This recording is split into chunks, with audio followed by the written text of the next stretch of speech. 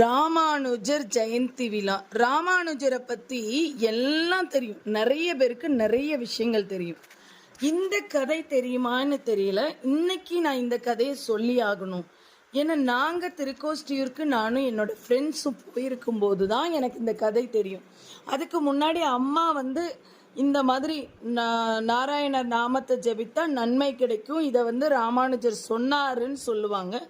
எங்கே சொன்னார், எப்படி சொன்னாருங்கிற கதை நான் கேள்விப்பட்டது இல்லை.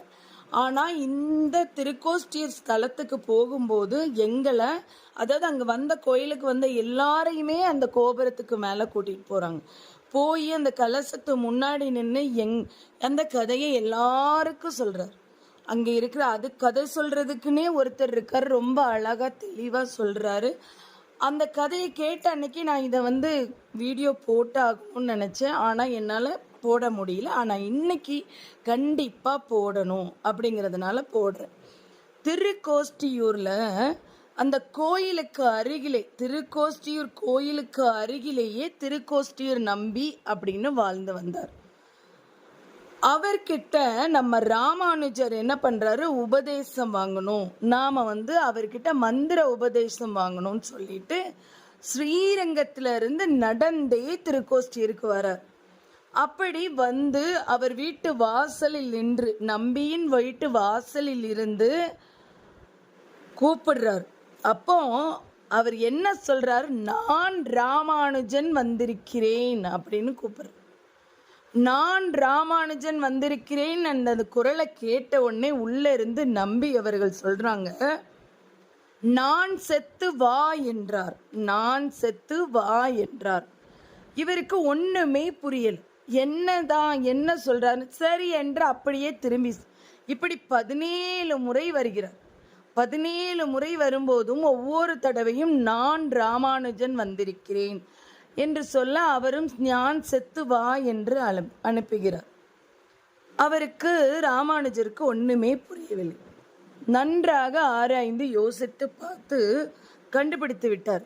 உடனே 17வது முறை முடிந்த பிறகு ராமானுஜர் நம்பியின் வீட்டின் வாசலில் இருந்து அடியேன் வந்திருக்கிறேன், அடியேன் வந்திருக்கிறேன் அப்படின்னு சொன்ன உடனே உள்ள இருந்து நம்பி சொல்றாரு, உள்ள வாப்பா அப்படின்னு உள்ள அழைச்சிக்கிறார்.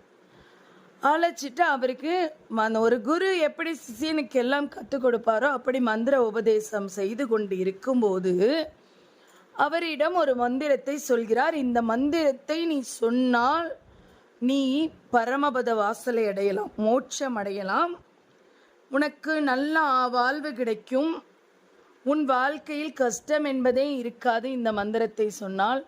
ஆனால் இந்த மந்திரத்தை நீ அடுத்தவர்களுக்கு சொன்னால் உனக்கு நரகம்தான். அதனால் இந்த மந்திரத்தை நீயே தினமும் பாராயணம் பண், இந்த மந்திரத்தை சொன்னால் உனக்கு மோட்சம் கிடைக்கும் என்று சொல்கிறார். இதை கேட்ட ராமானுஜர் உடனே விறுவிறு என்று திருக்கோஷ்டியூர் ஆலயத்துக்கு செல்கிறார். என்னடா இவன் நம்மளிடம் கேட்டுவிட்டு வேகமாக செல்கிறானே என்று நம்பியும் பின்னாடியே போறாரு.